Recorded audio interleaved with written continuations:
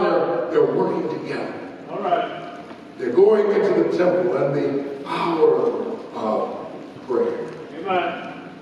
It must have been a beautiful sight to see the disciples having gone from having a point of contention to now being able to work together. Amen. Amen. Psalmist David said in Psalm 133, "Behold how good and how pleasant it is for brethren to dwell together Yes. in unity." Amen. Take a moment. I want you to turn there with me for a moment. Psalm 133. Psalm 133. Because I want you to look at how he illustrates what this looks like. Well, How he illustrates the pleasantness of this dwelling together in unity. Psalm 133.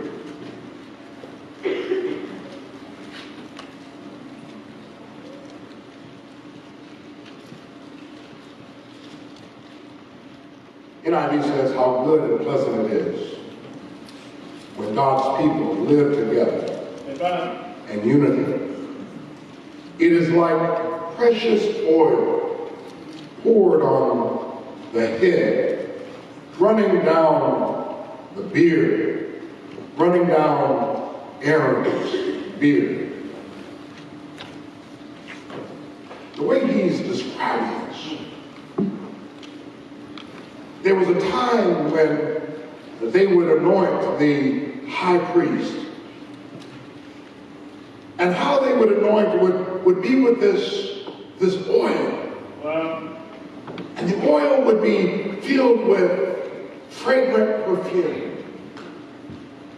And they wouldn't just simply, when we think about anointing someone with oil, or when we think about anointing, we think about a simple task of possibly taking a little oil on your finger and rubbing it on their forehead. Then we've anointed them with oil. But instead, in that day, what they would do is they would pour the oil on the head, and it would just run down on the person's face, and it would get all on the collar, and it would just run down the robe. David says, when brethren dwell together in unity, it's like that moment when Aaron, when the high priest, when they're being anointed and that oil is running down, well, and that fragrance is hitting all those who are bystanders, well, and they can smell it. hold on, It's a joyous occasion. The high priest has been anointed. Have you ever been in a situation where you remember the circumstance by the smell? It could be right after a rain and the smell of a morning. well, How beautiful it is. It could be after a baby has taken their bath and after you lotion them up with baby lotion and baby oil and all of that and the fragrance and you just get that smell. all right. Some of us are past that. You might hold a baby and you become reminiscent. Oh, I remember Well, when my child was born. yeah, I remember when they were that little baby. yeah, You block out all the stuff that's happened since, and you just go right back. Oh, what a pleasant time it was when we first brought him home. yeah, And for us, it was on a cold January day.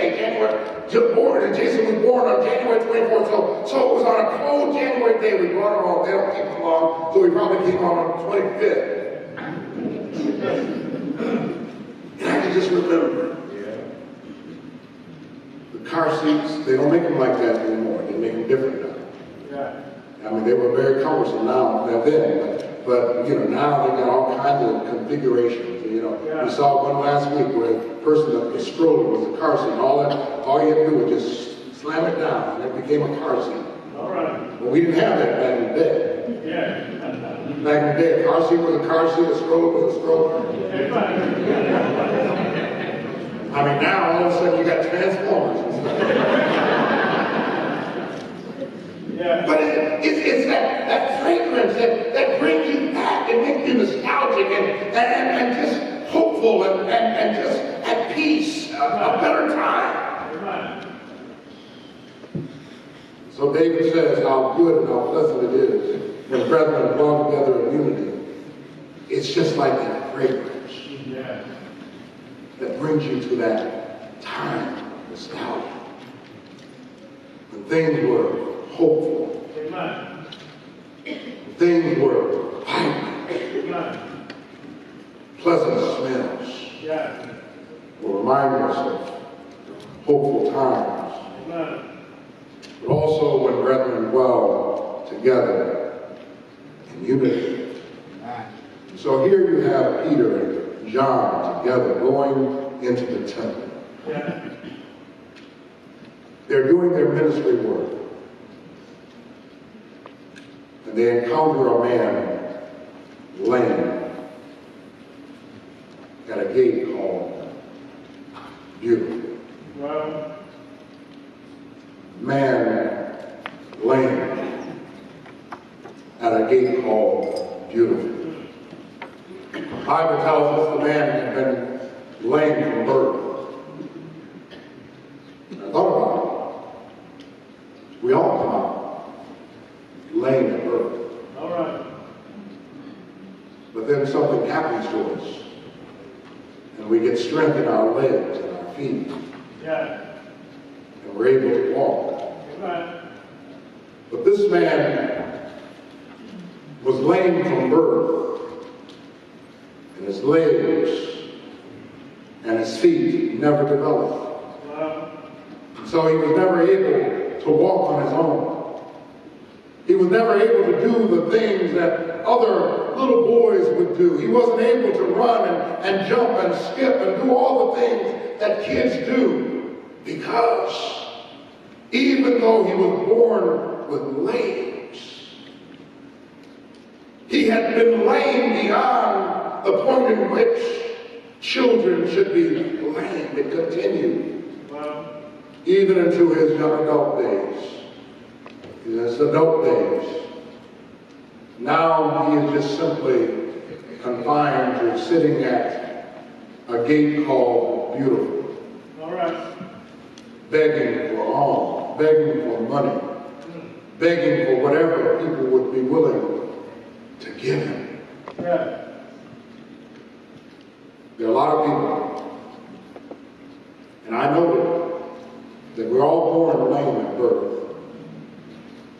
There are a lot of people who stay lame Well, as they travel through life. At some point, they never really get the physical strength. They never get the emotional and spiritual, psychological strength to do the things that we all enjoy doing. Here, this man, this lame man, born lame, stayed lame, sat at a gate called Beautiful. And I'm sure that when you think of that gate, it was a high gate. It was one that was very ornate.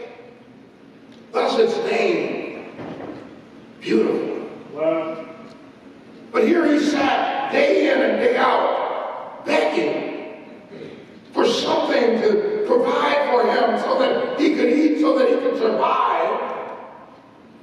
But sitting at a beautiful gate. come on now, preach. There's something about being lame in a beautiful place that seems so sad. Well, He's at a place where most people would sit in awe and wonder and look at the beautiful gate. And think of all those who spent the hours and days and months and years building such in an ornate structure. all right. But he could not appreciate it because he was lame, Well, sitting at the gate. I keep saying he was lame. come on, preach. I never said he was blind. All right. I never said he was deaf. I never said he didn't have the use of his arms. All right. Never said that he couldn't speak. Never said he couldn't hear. Yeah. The Bible says he was lame, which meant that he didn't have the strength in his ankles and his legs and his feet. He didn't have the ability to walk. Well, But he could see. He could hear. He could speak. He could use his arms and hands, and he could touch. But he was lame. Why? Why do you keep saying that? All it takes is that one thing all right. Amen. to chart the course Yeah. Yeah. of a man's existence. Well, Bible doesn't even use his name, doesn't even say what his name was. It just simply says the lame man sitting at the gate. He had become defined by his handicap. well, Even though he could see, even though he could hear, even though he could speak, even though he could touch, he could reach out, he could hold things, he was defined by that one thing. He was lame. well, He couldn't walk. There's so many people today being defined by one thing in their life. That one thing has become all that they are. all right. That one thing has defined them. And even though they have all of these other things and all of these qualities and characteristics, and they have all of these things, Well, free. that one thing stands there Yeah. and handicaps them. Well, You can think about people who were born with deficiencies, handicaps. yeah. You think about people who over a lifetime had issues that or health issues that caused them to lose their sight, and people who had issues where in war or battle they lost legs or limbs. Yeah. But they didn't allow those things to define them. Amen. Ray Charles, when we think about Ray Charles, yes, we know he was blind, but we also know he had a voice he could sing. Yeah. He was a man who not only was blind, but he was able to sit at a piano. And nobody could sing America the Beautiful Amen. and cause a tear to roll down your cheek Yeah. like Ray Charles. Yeah. Stevie Wonder is blind. Yes, we know he's blind. But we also know he's a musical genius. Helen Keller. We could go on and talk about people who had deficiencies and handicaps, but they didn't allow those handicaps to define who they were Yeah. and what they could do. Amen. But this one thing defined him. What one thing is handicapping you this morning? What one thing is keeping you from functioning Amen. the way you ought to function? Amen. What one thing that is keeping you from getting involved in activity that you ought to be involved in, because this one thing Well, exists. And it doesn't have to be physical. I'm not talking just physical. amen. There are people that one thing can happen to them in their life, and it could have happened 30 years ago, but it becomes that one thing that defines them for the rest of their lives. Yeah. Yeah. Something that happened to them so traumatic that they can't get beyond it, they can't move forward, they won't go back. They're just at a standstill. Yeah. Sitting at a beautiful gate. Beautiful because God made this day. Look at the sun shining out, but they can't appreciate it because of this one thing Yeah. Yeah. that stands in their way, Yeah. that handicaps them, make them feel like everything is wrong. Yeah. Have you ever had something that was happening so intense that it seemed like everything. What? You ever had a headache? Wasn't a foot ache, wasn't a leg ache, wasn't a knee ache, it was just a headache. But that headache can just immobilize your whole body. I've had one where I just simply had to go home and go to bed.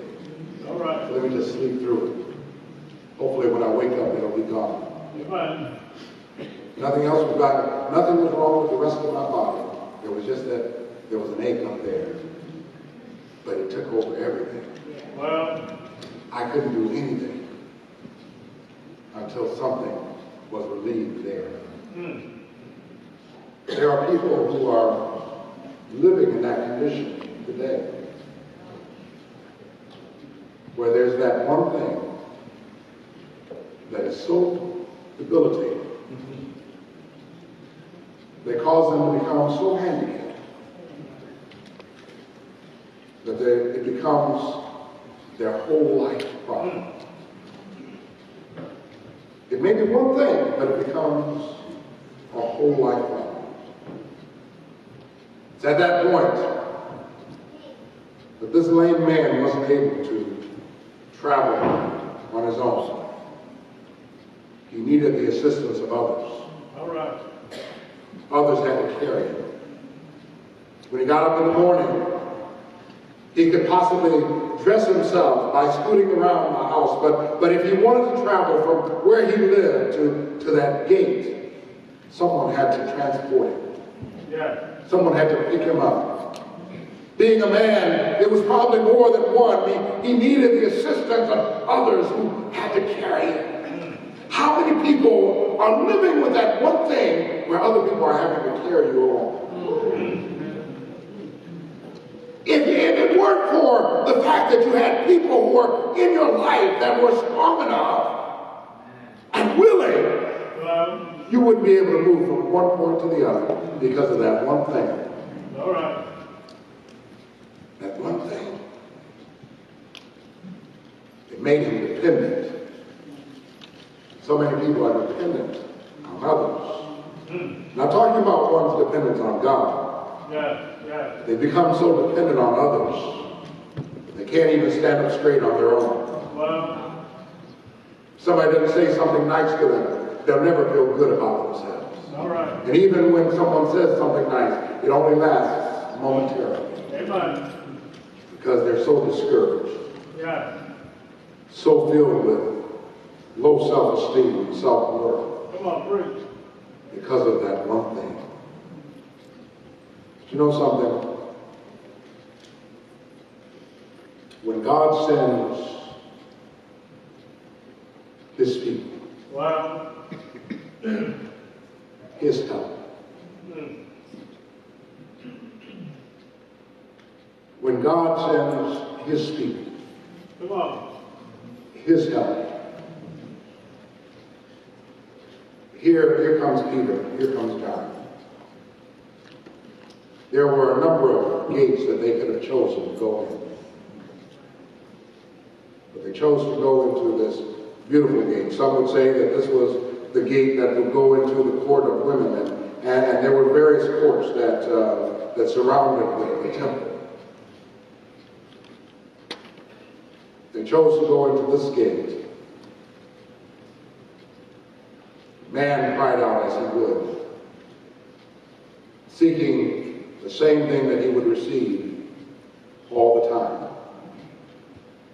Temporary relief. Well,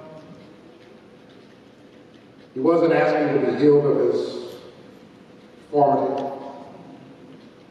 All he wanted was just enough to get by for the next few hours, possibly the day, maybe a week perhaps if someone was quite generous.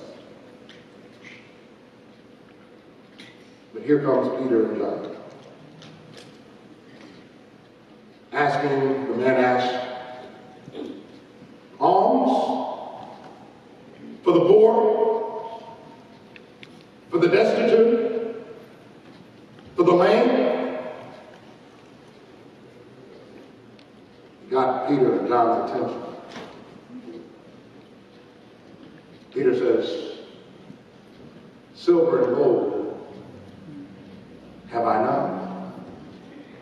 Certainly, the church at that time had become very dependent on one another, and they probably shared what they had with one another, and probably didn't have a lot to give to others. So Peter probably was truthful. He didn't have silver and gold to give. He said, but I got something else for you. Peter looked at him. He saw him. You know, there's something about looking at people, especially in a situation where they're in need. I don't know if you've ever driven on certain roads. There are people who stand on certain corners. Come on, preach. Most often you look straight ahead. You don't try to engage. You don't try to make eye contact, because if you make eye contact, that's saying you're going to do something. Wow. So Peter looked at him. And he looked at him. The lame man looked back with anticipation. Oh, he's about to give me something. Wow. Countless people have walked by, but this man has finally stopped, and he recognized that I'm requesting, I'm making a plea. He's going to give me something. Told the story about going to a car wash once, and I don't like to go to a car wash. You can look out at my car and stuff. And here's the reason why. It's not because I don't like to clean cars. The reason why is because I feel obligated to tip at the end. And I don't typically carry money with me, and so I always feel like, well, you know, if I go to the car wash, I got nothing to give them, and I feel bad. So I'd rather have a dirty car than feel bad. But on one occasion, I had some money in my pocket. I had my wallet with me at the time, too. And all I had was a $5 bill. And you know, after the attendant wiped off my car and everything, and he saw that $5 bill, and I was ready to give it to him and all that. And so I rolled down my window. I didn't roll my window down. I opened up the door because I didn't want the windows to get messed up. I opened up the door, and so I looked at him, he looked at me, and he looked excited because I was giving him this $5 bill. And I just simply said, "You got some change?"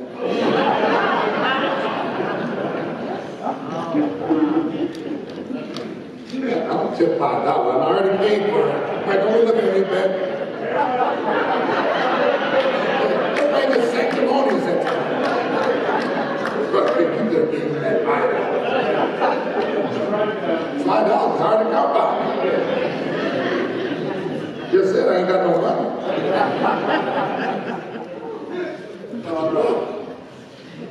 I can imagine Peter looking at him, and this man looking with anticipation. He's about to give me something. He just didn't realize what he was about to get. So many people come to church expecting one thing. But there's something greater than what you're looking for. Something greater. Amen. Peter said, silver and gold have I none. He looked at the man, and he told the man, look at me. Look at me. Peter took his hands, lifted him up, and all of a sudden, strength returned to his legs. Wow. Strength that was never there came to his ankles and his feet. Can you imagine what it must have felt like for someone who had never experienced this? You know, many of you probably have seen videos where young people or young babies or kids who have never been able to hear, all of a sudden they have a hearing aid, they're able to hear it, all of a sudden the child is smiling because they weren't able to hear before. Amen. Amen. Or a person who's been given those glasses where they were colorblind and never were able to see all of the different colors of the rainbow, all of the different colors of the flowers. Yes. And for the first time, they're able to see it. Amen. Here was this man for the very first time able to stand on his own feet. Yes. The Bible says he went about jumping and rejoicing. Amen. He had received something that day that was greater than all the things he had been asking for all of his life. Well, Let me tell you something. We all came in here lame today. amen. Amen. We all come lame, Yes. seeking something. There's always that one thing, that thing that is always out of place. It's like looking at a picture of 14 middle school kids. Somebody's face is not fixed right. Well, Something is out of shape, out of sorts. I don't care what you put on this morning. amen. I'm sure I can find some flaw somewhere. Amen. I'm not looking, Amen. but I'm saying if I were, Yes. any one of us, from a distance, everybody looks good. Amen. But you get up close, you're going to find some flaws. Yes. Amen. That one thing. That one thing. We need the healing power that comes only from God. Amen. Amen. At some point, we all have that one thing. Yes. But the good news is that God sends people to the gate Yes. where we sit to help us receive what God has for us. Amen. Peter said a long time ago in 1 Peter chapter 5 and verse 7, he says, cast your cares upon the Lord, Amen. for he cares for you. Amen. And I want you to understand, first of all, that Peter was a fisherman. He knew about casting, but let me tell you something. It wasn't the same kind of casting that we think of. When I was growing up, I would go out fishing with my father, and we would go out and we'd have our rod and reel and we'd cast it out. Yes. That's not what Peter's talking about. Amen. The type of fishing they did was with nets. And when they cast it out, let me just tell you, I've never fished with a net, but let me tell you something about it. The net was heavy. Well, Oftentimes the net got tangled up. all right. Oftentimes there were things that were stuck in it from the fishing the night before. It got torn and all of that. Well, Wasn't always a pleasant thing come on, preach. to fish. We sanitized fishing in the sense of a rod and a reel and simply casting out, a worm on a hook. Yes. But here they had to get physical. Come on, preach. They had to cast this net out that was oftentimes weighted down because of the water and the absorbency of it. Yes. They had to work with it as it being tangled and cast it out. And Peter says, cast your cares upon the Lord. Amen. There are so many of our nets that have been tangled up because of marriage issues, All right. finances, Amen. emotional struggles. Amen. Peter said, you're going to have to work through that and cast them upon the Lord Amen. Amen. because he cares. Yes. Amen. Let me tell you something. We've been casting it everywhere, and every which way. Yes. Now, can you just imagine you got that, you going around, don't even know where to go. Yes. Amen. Amen. But Peter says, cast it upon the Lord, Amen. for he cares Amen. for you. Amen. Yeah. If you're going to get past that one thing, if you're going to get beyond that thing that so easily entraps you, takes away your power, Well, your sense of will, well, just zaps all of your energy, well, then you need to come to the Lord for healing. well, amen. Because he does care. Amen. Amen. And he does understand. Amen. And the beauty of it is,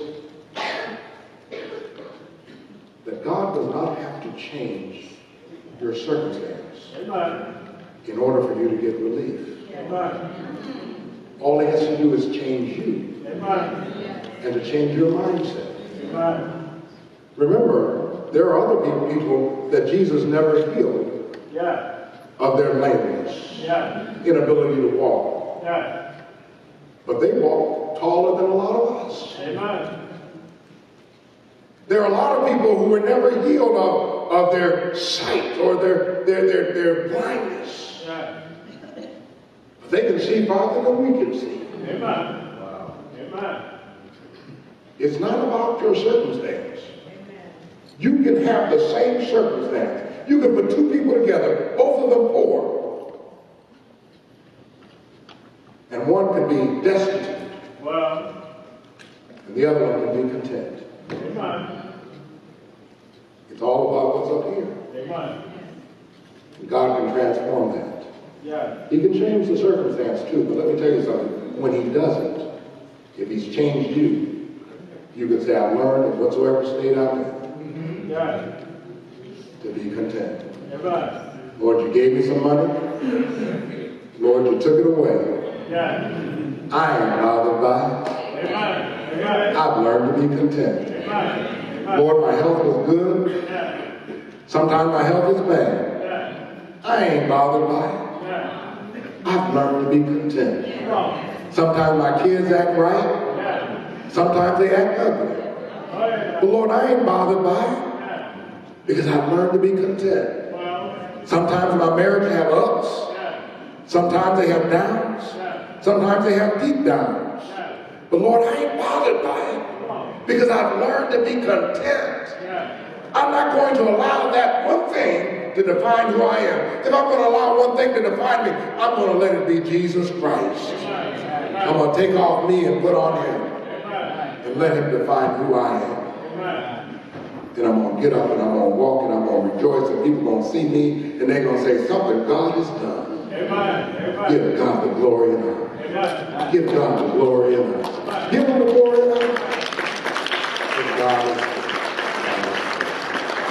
the message, Lord. If you're here this morning subject to the Lord's invitation, we invite you to come first by hearing the gospel, which is the good news that Jesus came, suffered, bled, and died for your sins and for the sins of the world. Amen. That he was buried in a borrowed tomb and that he rose on the third day victorious over death, hell, and the grave. Yeah. And he ascended back to heaven to intercede for you and for me. Yeah. And because of that, you ought to repent of your sins, you ought to confess him to be the Son of the living God, Yeah. and you ought to be baptized and your sins are washed away.